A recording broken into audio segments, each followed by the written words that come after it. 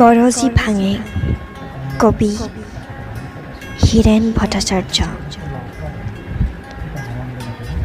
শিকলি টানি প্ৰান্তৰৰ ৰেলগাড়ীখনৰ পৰা মই নামি গ'লোঁ। হাতত এটা বোবা শব্দ আৰু এখন আচৰিত পাৰপত্ৰ। মোৰ বুকুত কালি ৰাতিৰ পৰা একেটা শব্দ গৰজি আছে, একেই ধৰণে।